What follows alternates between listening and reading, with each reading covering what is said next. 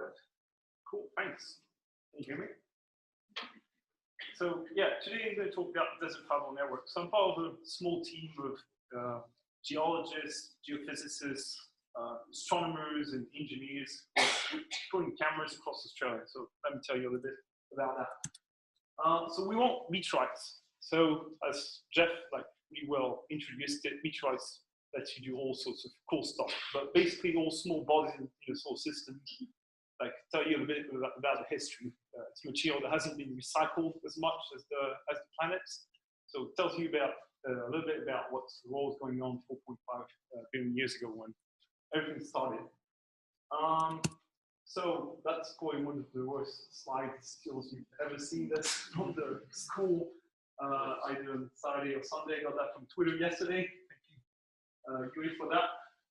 One of the problems with meteorites compared to sending missions is we don't really know where the material comes from. And Jeff pointed that out. Is you get lots of samples at a pretty cheap cost, but you don't really know where that comes from. But you can get a lot as well. But I think the collection's got about more than 50,000 meteorites, and for most of them, apart from doing analysis on them, geoanalysis on them, we don't even know where they come from. So that's what we're trying to target with that project. So one way to know where the meteorites come from, definitely what pre-orbit, pre-atmospheric orbit they were on, is to watch them fall. So come in, blade through the atmosphere, make some bright lights that we can observe with cameras. So that's what we're looking at. So to do that, we've built, about 50 of those cameras, so mostly made from off-the-shelf hardware. So it's a regular DSLR that you can buy, hard drive, PC, fisheye lens to see the whole sky. Then what we do is put them out there. So they're really low power system, so they can run just off a slightly bigger car battery and solar powered, and then really autonomous, so they can sit happily across the desert for 18 months without being attended. So what they do is, we call fireballs. You can get it from multiple locations. You can triangulate those fireballs, look at how they're decelerating the atmosphere, work out the mass, and if you do a really good job at it, then you're off searching. So we can usually constrain the 4 areas to a couple of square kilometers. But so Australia is pretty good for that. As you might think, finding dark rock in that sort of terrain is pretty good. Well, the problem is accessing those areas. It usually takes us about 3 days of driving, and but before you get there, the process is a bit bumpy.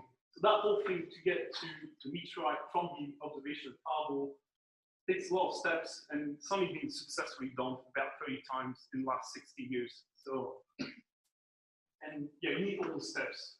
We need to lay it down, otherwise you're not going to find the meteorite.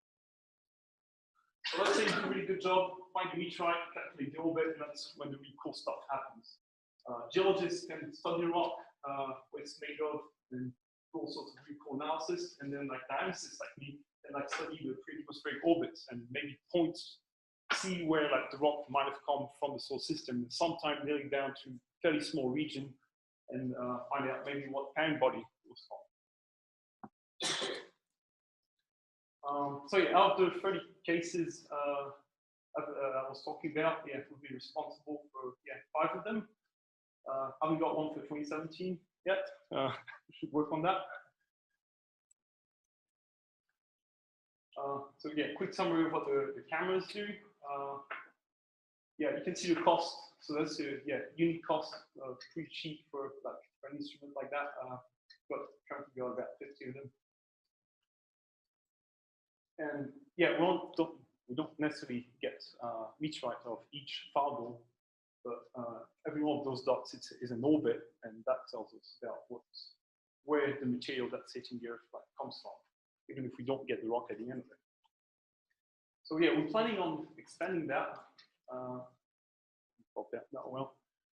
So we've partnered up with 14 different institutions across the world, 6 different countries.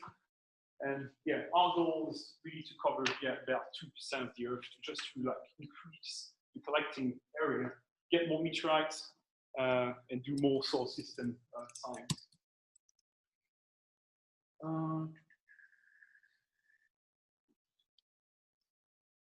Cool. So those are the orbits that we get. So mainly sample the main asteroid belt because there's like efficient delivery pathways that go from asteroid residues to put them on like planetary crossing orbits. But every now and then you can see one of the orbits goes outside the orbit of Jupiter. It's on the Jupiter family comet orbit. Haven't found the rock yet, but we're really looking forward to that. That'd be really cool. We don't know what we're going to get from that. And then we get all the orbits that we get that don't necessarily drop rocks. You can see meteor showers in there, and meteoroids, all the ones clustered around there. So that's what we do. Map the main asteroid belt from that composition point of view. So let's go back a little bit to the hardware. We're using, as I said, like mostly like consumer hardware, so just like hardened up to survive Australian harsh environment. So fisheye lens, we decided, let's try the null lens, see what other cool science we can do. So these are like a pretty random picture of Orion, but just by changing the lens, that's not all that we see. We actually get a massive picture like that. It's 375 square degrees of sky. That's down to magnitude 13.5 in just 5 seconds. So you can put like 25, 30 of the systems, and you can get the whole sky down to magnitude 13.5 every 5 seconds. So this, a lot of things that we aim to do with those things. One of them, you've probably heard about neutron star merger that the Virgo collaboration detected in a couple of like other big instruments in August. So gravitational wave and electromagnetic counterpart. And it turns out we're actually the only instrument on sky at the time. We didn't have quite the sensitivity to observe it, but we're on sky, and the first telescopes beyond it only got there like 10 hours later. So I think that we can really make a difference in terms of transient astronomy. There's a lot of talks about the big surveys, like pulling up mechanisms, but they're always going to get there afterwards. The vast systems of observing all sky, will basically already be on target. So what can we do with those new cameras? So as I showed, high energy astronomy, but more generally, that time domain astronomy. So we've tried to constrain the photometry we can get on those cameras to look at the stars, maybe for like exoplanet transits. So I get down to about 1%, which is 1% is about the transit of Jupiter-sized planet across the sun. So it's not perfect, but we're like, that's without even trying too hard. So we're hoping to get that photometric precision down. We're also seeing lots of satellites. So keeping track of space debris is quite important, because that's what your spacecraft safe up in space. And please do come talk to me if you've got ideas, want to collaborate on stuff that we can do with those cameras. Thank you.